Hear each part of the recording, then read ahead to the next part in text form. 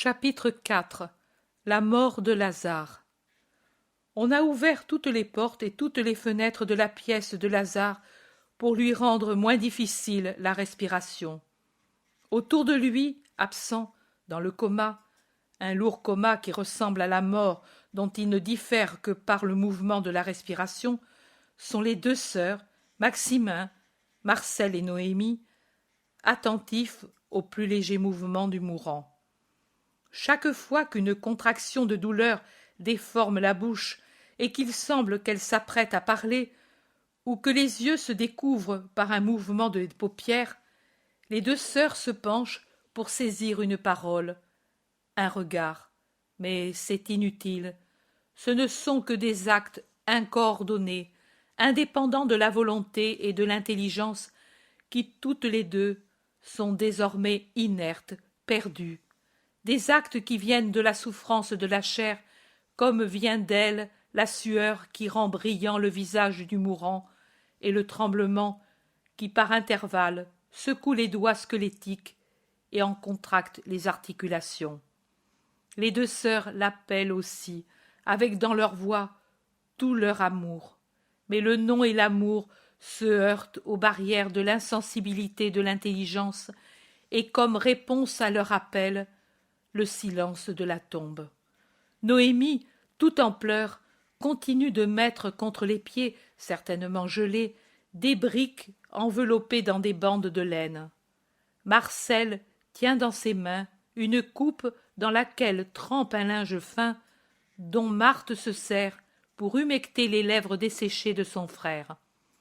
Marie, avec un autre linge, essuie la sueur abondante qui ruisselle du visage squelettique et baigne les mains du mourant.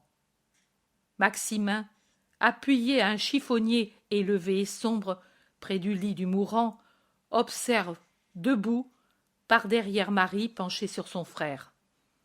Rien d'autre, un silence absolu, comme s'ils étaient dans une maison vide, dans un lieu désert. Les servantes qui apportent les briques chaudes ont les pieds nus et marchent sans faire de bruit sur le dallage. Elles semblent des apparitions. Marie dit à un moment donné « Il me semble que la chaleur revient dans les mains.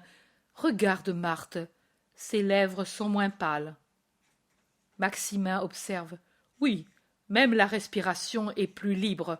Je le regarde depuis un moment. » Marthe se penche et l'appelle doucement mais intensément. « Lazare, Lazare! Oh, regarde Marie, il a eu comme un sourire et un battement des paupières. Il va mieux, Marie, il va mieux. Quelle heure avons-nous? » Nous avons dépassé d'un moment le crépuscule. Ah! Et Marthe se redresse en serrant ses mains sur sa poitrine, en levant les yeux dans un geste visible de muette mais confiante prière. Un sourire éclaire son visage. Les autres la regardent étonnés, et Marie lui dit « Je ne vois pas pourquoi doit te rendre heureuse le fait d'avoir dépassé le crépuscule. » Et elle la scrute, soupçonneuse, anxieuse. Marthe ne répond pas, mais reprend la pose qu'elle avait avant. Une servante entre avec des briques qu'elle passe à Noémie. Marie lui commande « Apporte de lampes. La lumière baisse et je veux le voir. » La servante sort sans bruit et revient de suite avec 2 lampes allumées. Elle en met une sur le chiffonnier sur lequel s'appuie Maximin et l'autre sur une table encombrée de bandes et de petites amphores placées de l'autre côté du lit. « Oh Marie, Marie, regarde, il est vraiment moins pâle. » Marcel dit « Et il paraît moins épuisé, il se ranime. » Maximin suggère « Donnez-lui encore une goutte de ce vin aromatisé qu'a préparé Sarah, il lui a fait du bien. » Marie prend sur le dessus du chiffonnier une petite amphore au col très fin en forme de bec d'oiseau et avec précaution elle fait descendre une goutte de vin dans les lèvres entr'ouvertes. Noémie conseille « Va doucement, Marie, qu'il n'étouffe pas. Oh, il avale, il le cherche. Regarde, Marthe, regarde, il tire la langue pour chercher. Tous se penchent pour regarder, et Noémie l'appelle. Trésor, regarde ta nourrice, âme sainte. Et elle s'avance pour le baiser. Regarde, regarde, Noémie, il boit ta larme. Elle est tombée près des lèvres, et il l'a sentie. Il l'a cherchée et avalée. Ô ma joie! Si j'avais mon lait d'autrefois, je te le ferais passer goutte à goutte dans la bouche, mon agnelé, même si je devais m'épuiser le cœur et mourir ensuite. Je comprends que Noémie, nourrice de Marie, a été aussi la nourrice de Lazare. Maîtresse, Nicomède est revenu, dit un serviteur en apparaissant sur le seuil. Qu'il vienne, il nous aidera à le ranimer. Maximin dit. Observez, observez, il ouvre les yeux, il remue les lèvres. Marie crie. Il me serre les doigts avec ses doigts. Et elle se penche pour dire. Lazare, m'entends-tu? Qui suis-je? Lazare ouvre réellement les yeux et il regarde. Un regard vague, voilé, mais c'est toujours un regard. Il remue les lèvres, non sans peine, et il dit. Maman. Je suis Marie, Marie, ta sœur. Maman. Il ne te reconnaît pas, et il appelle sa mère. Les mourants, c'est toujours ainsi, dit Noémie, le visage baigné de larmes. Mais il parle, après si longtemps, il parle, et c'est déjà beaucoup. Ensuite il ira mieux. Ô mon Seigneur, récompense ta servante, dit Marthe, avec encore ce geste de fervente et confiante prière. Marie dit. Mais que t'est-il arrivé? Peut-être as-tu vu le maître? T'est-il apparu? Dis-le-moi, Marthe, tire-moi d'angoisse. L'entrée de Nicomède empêche la réponse. Tous s'adressent à lui pour lui raconter comment, après son départ, l'état de Lazare s'était aggravé au point d'être mourant, et que l'on l'avait déjà cru mort, et puis comment, avec des soins, on l'avait fait revenir, mais pour la respiration seulement, et comment depuis peu, après qu'une de leurs femmes avait préparé du vin aromatisé, la chaleur lui était revenue, et il avait avalé et cherché à boire, et avait aussi ouvert les yeux et parlé.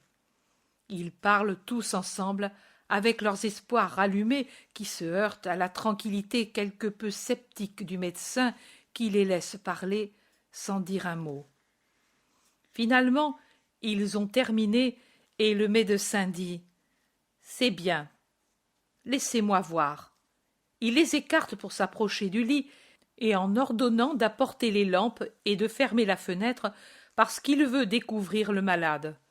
Il se penche sur lui, l'appelle, l'interroge, fait passer la lampe devant le visage de Lazare qui maintenant a les yeux ouverts et semble comme étonné de tout.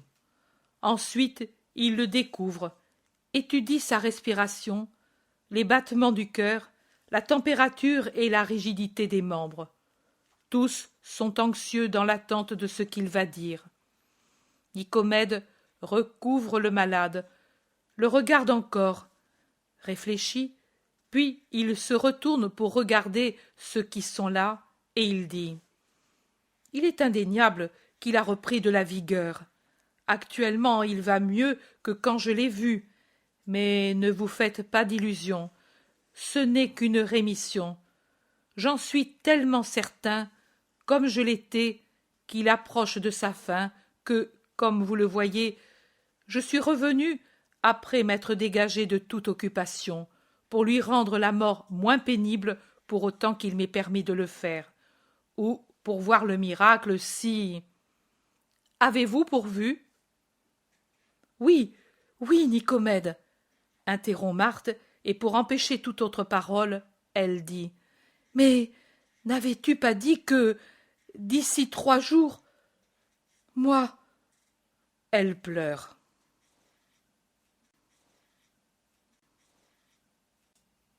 Nicomède dit: Je l'ai dit, je suis un médecin, je vis au milieu des agonies et des pleurs, mais l'habitude de voir des douleurs ne m'a pas encore donné un cœur de pierre.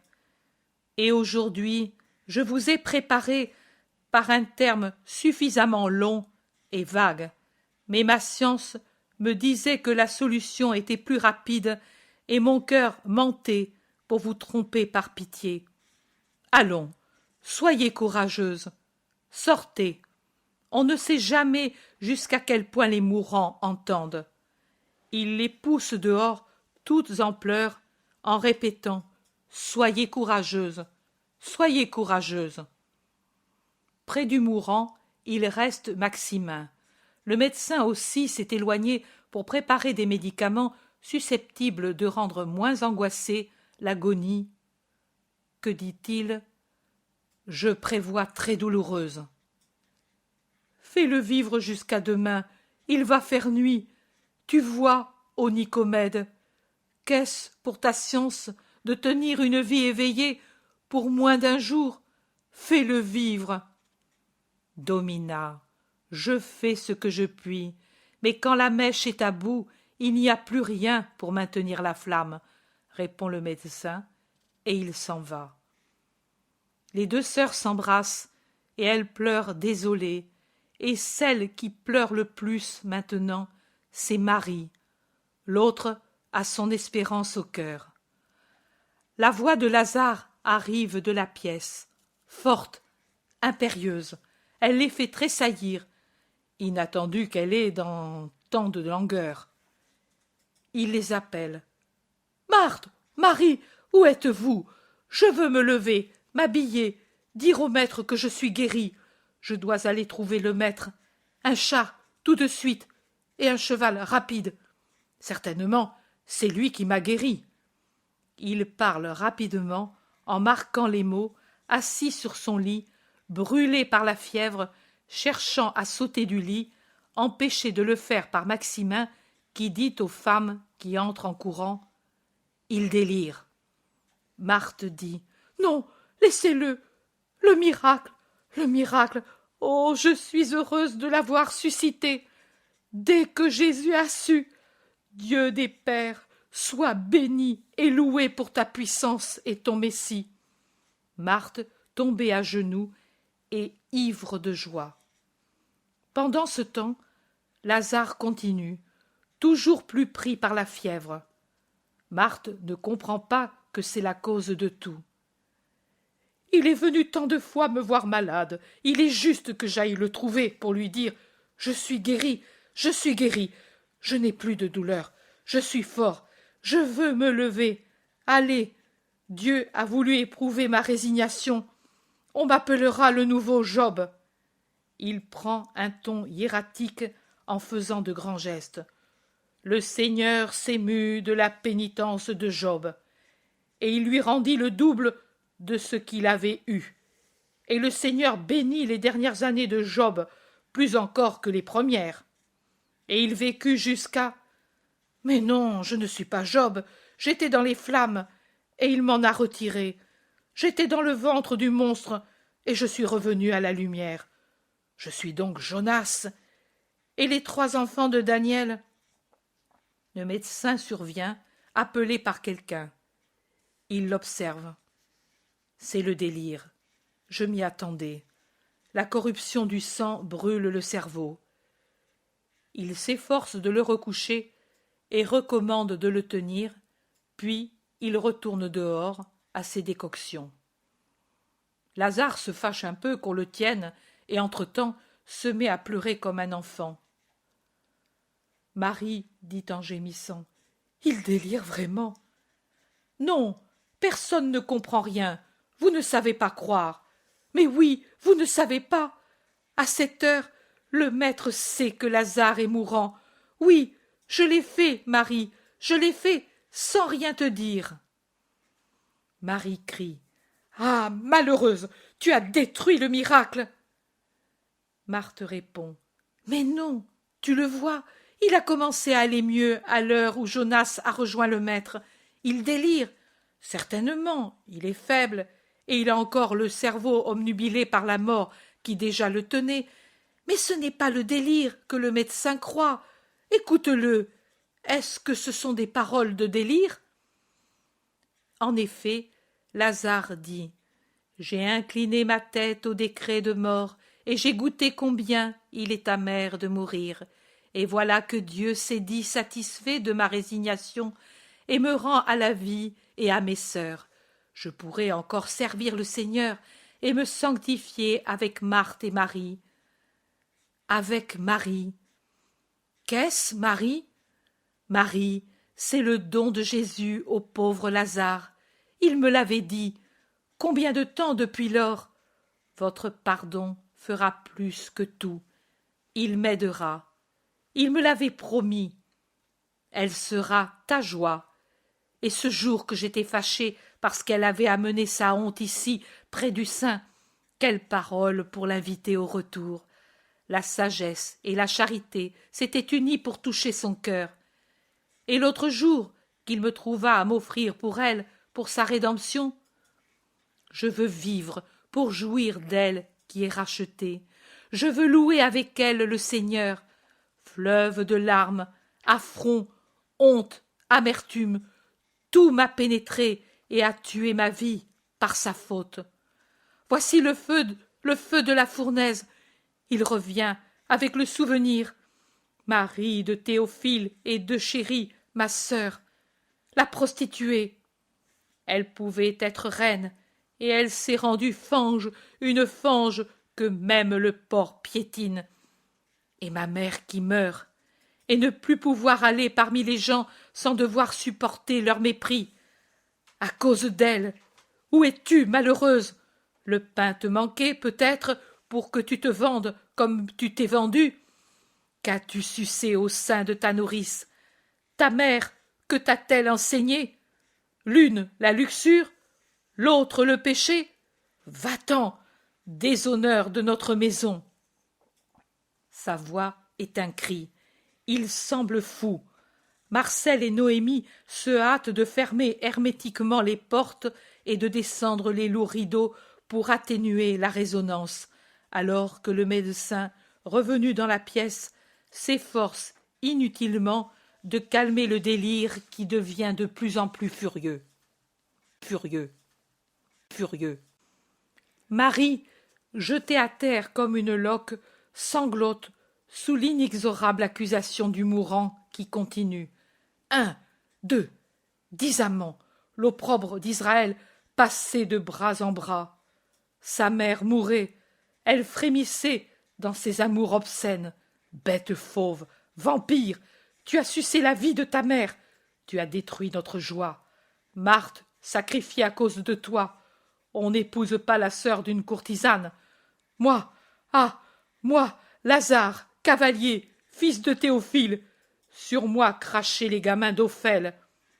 Voilà le complice d'une adultère et d'une immonde, disaient scribes et pharisiens, et ils secouaient leurs vêtements pour marquer qu'ils repoussaient le péché dont j'étais souillé à son contact.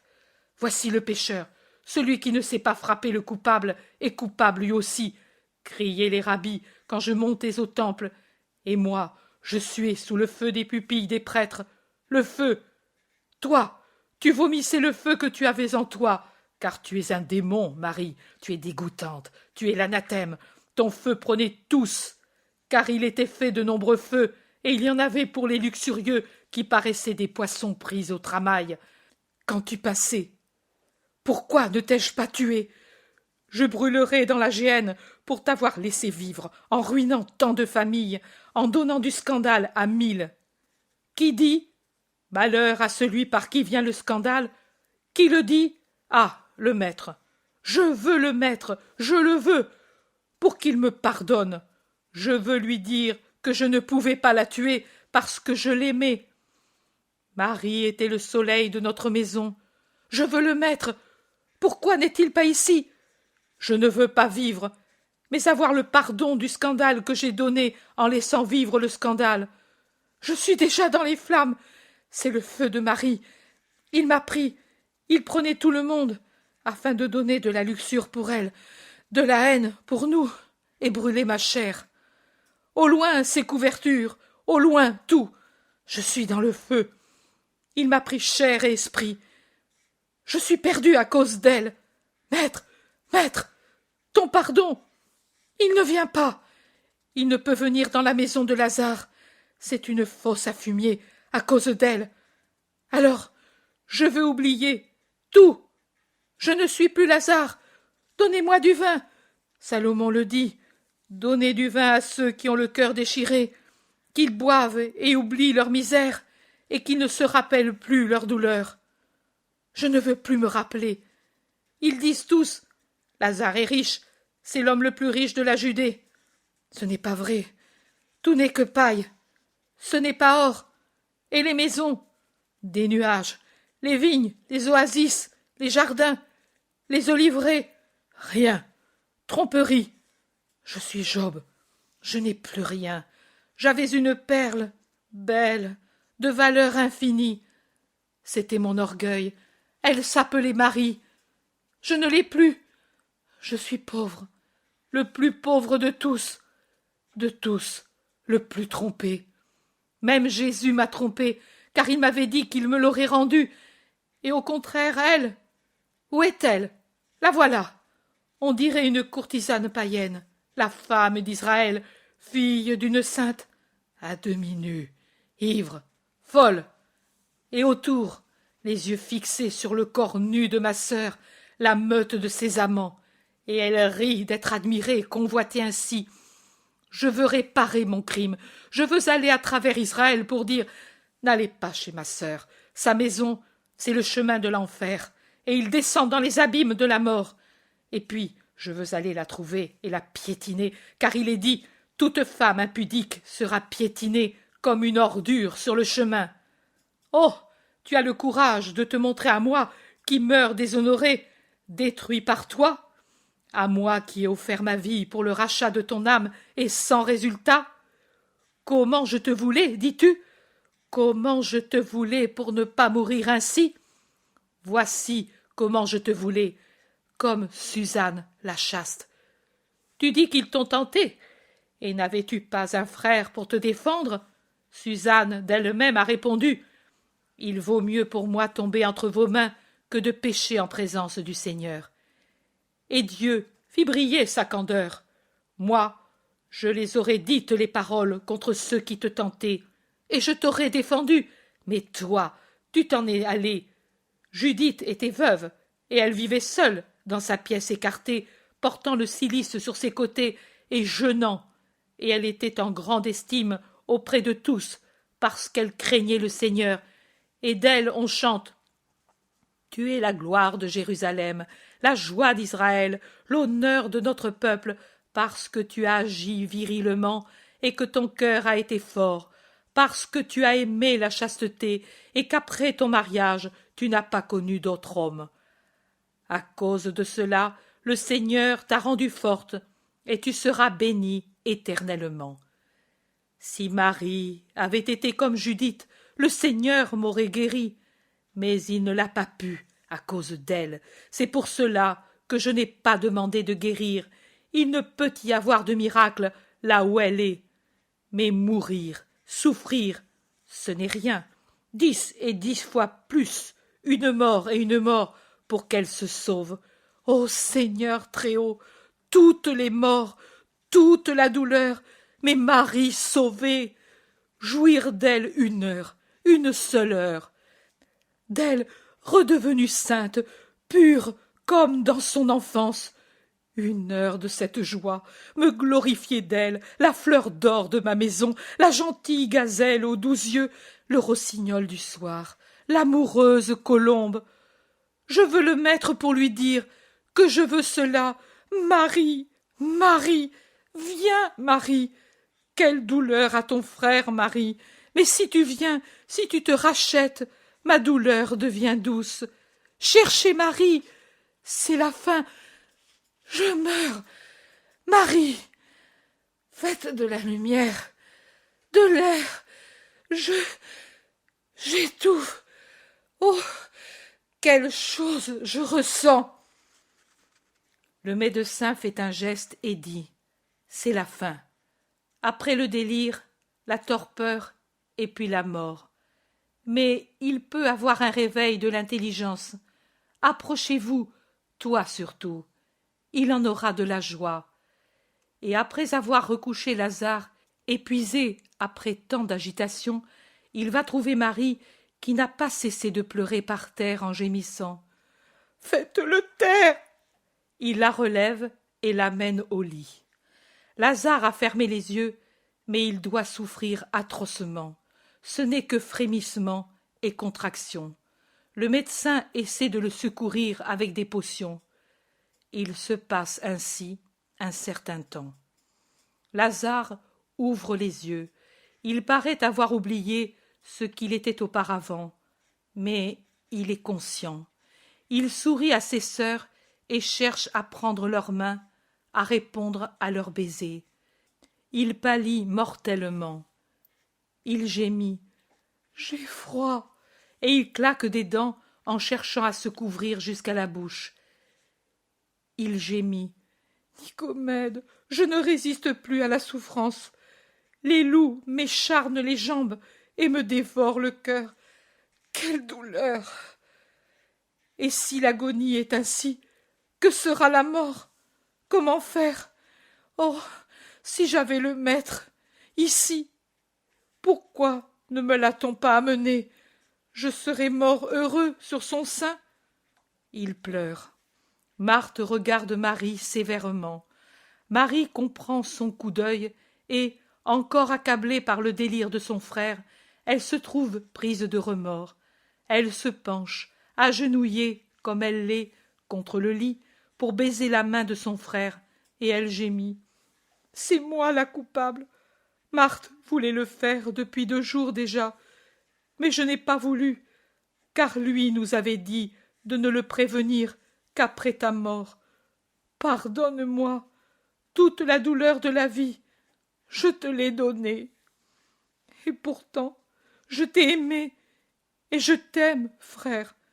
Après le maître, c'est toi que j'aime plus que tous, et Dieu voit que je ne mens pas. Dis-moi que tu m'absous du passé, donne-moi la paix. »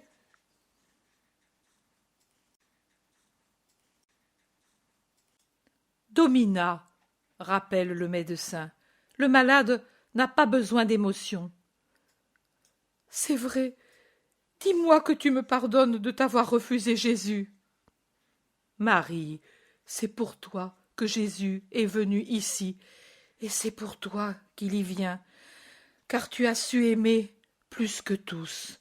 Tu m'as aimé plus que tous. Une vie de délices ne m'aurait pas donné la joie dont tu m'as fait jouir. Je te bénis, je te dis que tu as bien fait d'obéir à Jésus. Je ne savais pas. Je sais, je dis, c'est bien. Aidez-moi à mourir. Noémie, tu étais capable de me faire dormir autrefois.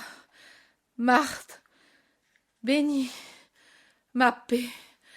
Maximin, avec Jésus, aussi pour moi.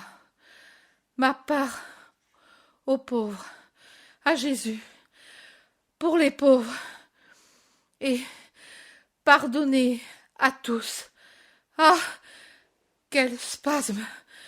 De l'air, de la lumière.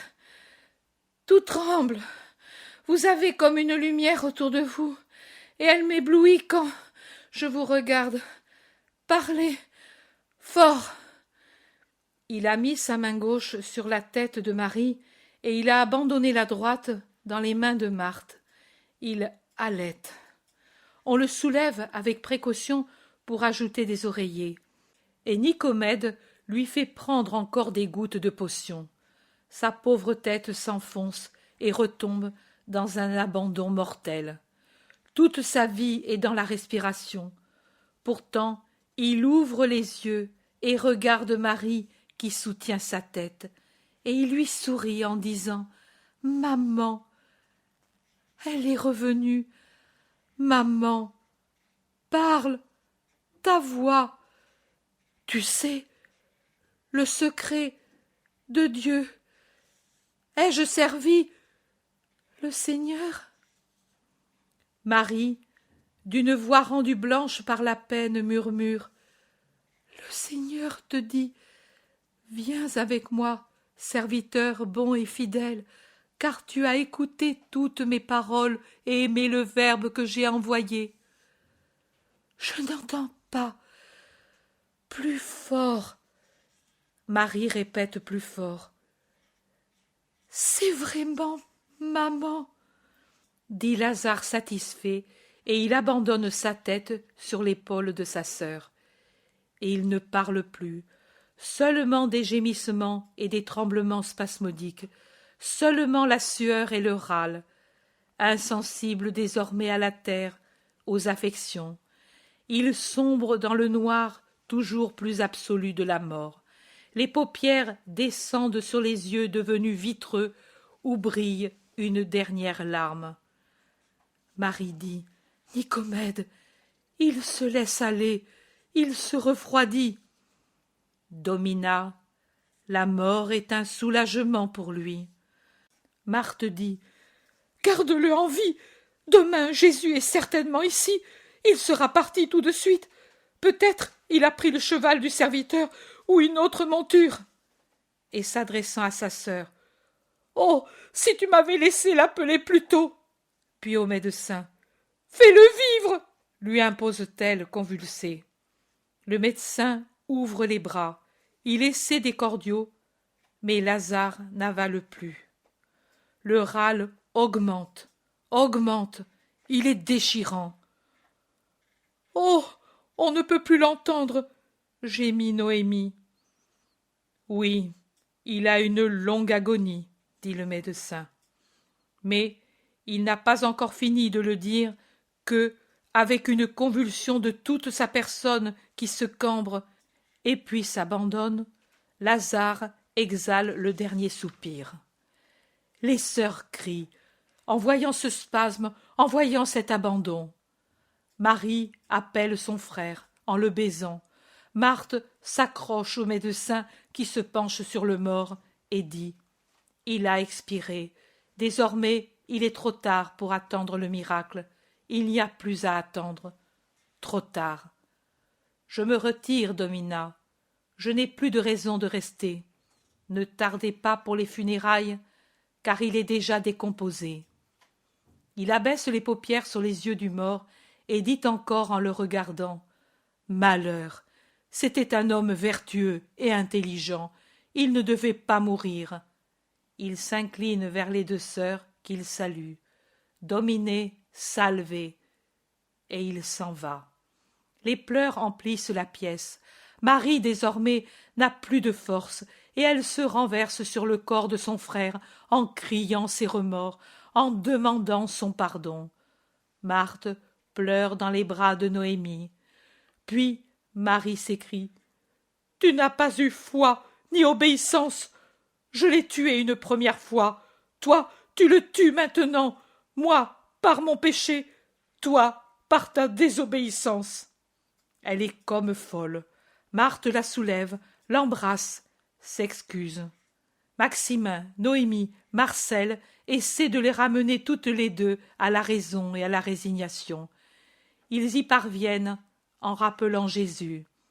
La douleur devient plus ordonnée, et pendant que la pièce se remplit de serviteurs en larmes et que pénètrent ceux qui sont chargés de l'ensevelissement, on conduit les deux sœurs autre part pour qu'elles pleurent leur douleur.